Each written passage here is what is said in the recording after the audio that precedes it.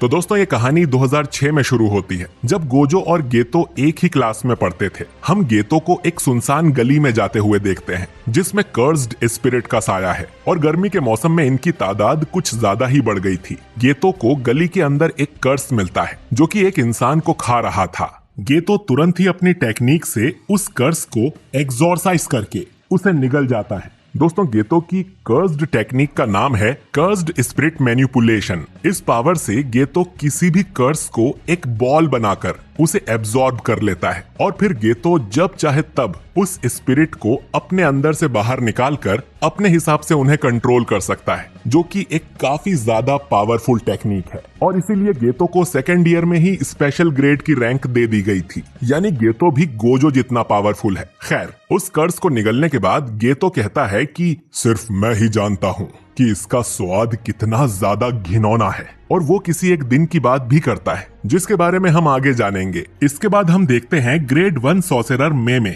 और grade 2 सॉसेरर lorry को, जिन्हें हमने पिछले सीजन में भी देखा था। इन दोनों को एक भूतिया महल को इन्वेस्टिगेट करने का मिशन मिला था। इस घर में एक अमीर आदमी अपनी फैमिली के साथ रहता था जिसके कई सारे रेस्टोरेंट्स थे, लेकिन पिछले साल आई महामारी में उसका सारा धंधा चौपट हो गया और कर्जे में डूबने की वजह से उसने अपनी फैमिली के साथ खुदकुशी कर ली थी। उसके बाद से ही ये अफवाह फैलने लगी कि वो महल भूतिया है, क्योंकि अब तक इंटरनेट आ गया था। फिर कई सारे स्टूडेंट्स मजे मजे में उस महल के अंदर गए थे, लेकिन वो कभी वापस नहीं लौटे। अब कोई और इसका शिकार ना बने, इसीलिए इन दोनों को वहां भेजा जा रहा था। वहां पहुंचते ही लॉरी कर्टेन बनाने लगती है। दोस्तों, कर्टेन बनाने से आम लोगों को पता नहीं चलता कि यहाँ क्या चल रहा है, लेकिन मैमे उसे मना कर देती है कि इसकी जरूरत नहीं है क्योंकि कर्स महल के अंदर है, ना कि बाहर। अब ये दोनों उस घर के अंदर जाते हैं और देखते हैं कि यहाँ चारों तरफ कचरा पड़ा था। ये सब देख लॉरी थोड़ी डर जाती है। अब मेमे उसे कहती है कि उन दोनों को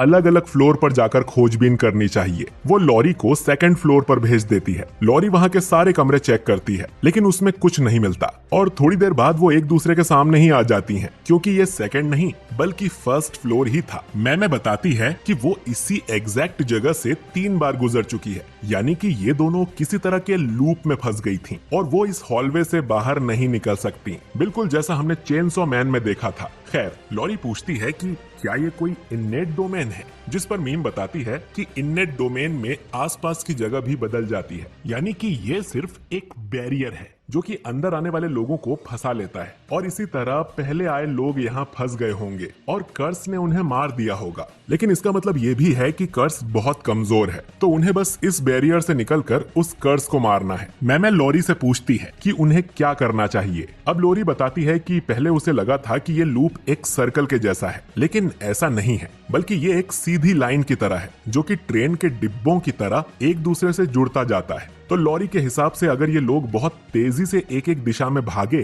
तो डिब्बों को जुड़ने का टाइम नहीं मिलेगा और ये लोग बैरियर को तोड़कर बाहर निकल जाएंगे। मैमे लॉरी के इस आइडिया को 100 में से 90 नंबर देती है, क्योंकि एक साथ भागने की जगह इन दोनों को अलग अलग डायरेक्शन में भागना चाहिए, जिससे बैरियर और जल्दी टूट जाएगा। अब ये दोनों ऐसा ही करती हैं और लॉरी को लगता है कि वो लोग कामयाब हो रही हैं, लेकिन फिर बैरियर के साथ साथ ये पूरा मेंशन भी टूट कर गिरने लगता है और लॉरी किसी तरह उससे बाहर कूद जाती है। बाहर वो अपने जूनियर गोजो को देखती है जो कि उसे बचाने आया था। दोस्तों, असल में इन दोनों को बैरियर के अंदर टाइम का पता नहीं लग रहा था और ये 2 दिन से वहां फंसी हुई थी, इसीलिए गोजो और गेतो को इन्हें बचाने यहाँ भेजा गया है। गोजो लॉरी का मजाक उड़ाते हुए कहता है कि रोना बंद करो, अब मैं आ गया हूँ। जो सुन लॉरी गुस्सा हो जाती है और तभी इस महल का कर्स इसके पीछे प्रकट होता है, जिसके लिए गेतो एक बड़ा सा कर्स बाहर निकालता है जो कि उस कर्स को अपने मुंह में भर लेता है ताकि बाद में गेतो उसे भी एब्जॉर्ब कर सके। फिर गेतो भी लॉरी का मजाक उड़ाते हुए कहता है कि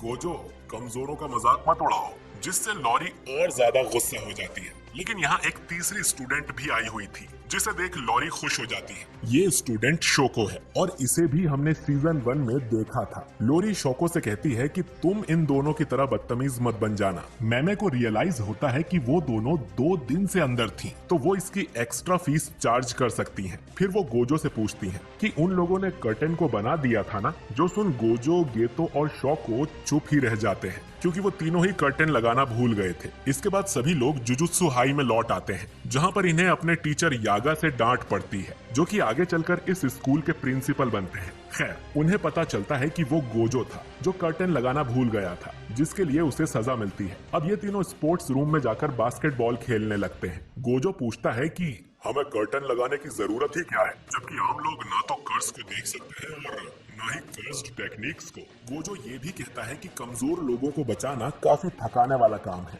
जिस पर गेतो बोलता है कि जुजुत्सु सॉर्सरर का काम ही यही है कि वो आम लोगों की रक्षा करे। गोजो गेतो के आदर्शों का मजाक उड़ाता है, जिससे दोनों में टेंशन बढ़ने लगती है और ये देख शोको यहाँ से निकल जाती है। अब गेतो गोजो से लड़ने के लिए एक कर्स को बाहर निकालता है और उससे कहता है कि चलो ये मामला बाहर चलकर निपटाते हैं। लेकिन तभी टीचर यागा यहाँ आ जाता है, जिसे देख ये दोनों दिखावा करते हैं कि वो तो बस कसरत कर रहे थे। यागा बताता है कि वो इन दोनों को एक नए मिशन पर भेज रहा है। दोस्तों, सीजन 1 में मैंने बताया था कि स्कूल में 1000 साल का सॉर्सरर है, जिसका नाम है मास्टर टेंजन। टेंजन की कर्स टेक्निक के कारण वो अमर है, लेकिन उसका शरीर फिर भी बूढ़ा होता रहता है और हर 500 साल के बाद उन्हें अपने शरीर को बदलकर टेक्निक को रिफ्रेश करना पड़ता है। अगर वो ऐसा नहीं करते तो उनकी टेक्निक उनके बूढ़े शरीर को चेंज करने लगती है, जिससे वो खुद का कंट्रोल खोकर इंसानियत के लिए खतरा भी बन सकते हैं। और इस बार टेंजन जिसके साथ अपना शरीर मर्ज करने वाला है वो एक लड़की है, जिसे ये लोग स्टार प्लाज्मा वेसल कहते हैं। इनका मर्ज 2 दिन के बाद होगा, तो गोजो और गेतो का काम होगा इस वेसल को सही सलामत यहाँ स्कूल में लेकर आना, क्योंकि उस वेसल की लोकेशन लीक हो गई है। और 2 ग्रुप्स हैं जो कि उनके पीछे पड़े हैं।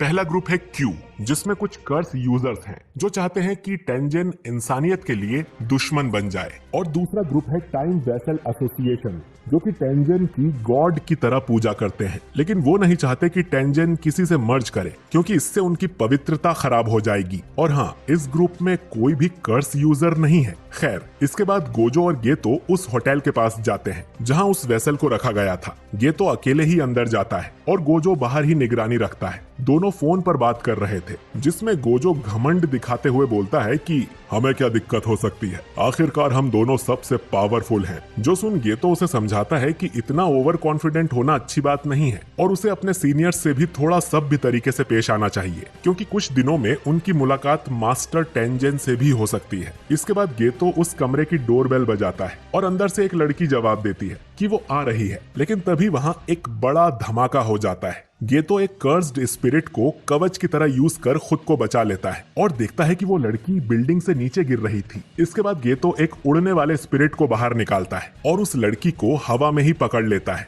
ये धमाका क्यू ग्रुप के सोल्जर कोकुन ने करवाया था, पर वो देखता है कि उस लड़की को गेतो ने बचा लिया है। इधर गोजो पर भी एक सोल्जर ढेर सारे चाकू फेंकता है, लेकिन जैसा कि हम जानते हैं कि गोजो के आसपास एक इन्फिनिटी शील्ड है, जिससे गोजो को कुछ भी नहीं होता। ये सोल्जर गोजो को पहचान लेता है, क्योंकि उसने गोजो के नाम के काफी चर्चे सुने थे और वो गोजो को लड़ने के लिए चैलेंज करता है। गोजो इसके लिए मान जाता है, लेकिन एक शर्त पर कि वो इस सोल्जर को तब तक नहीं मारेगा जब तक वो उससे रहम की भीख ना मांग ले। पास ही की एक बिल्डिंग में हम 2 लोगों को बात करते हुए देखते हैं। इनमें एक आदमी कॉन्ग बताता है कि उनके ग्रुप टाइम वेसल एसोसिएशन में कोई कर्स यूजर नहीं है जो जुजुत्सु सॉर्सरर से लड़ सके, लेकिन उनके ग्रुप के पास पैसा बहुत सारा है और इसीलिए उन्होंने एक कॉन्ट्रैक्ट किलर को हायर किया था उस लड़की को मारने के लिए। कॉन्ग इस किलर को जेनिन नाम से बुलाता है। ये किलर कहता है कि अब उसका नाम जेनिन नहीं है बल्कि फुशिगिरो है और वो उनका ये काम जरूर कर देगा।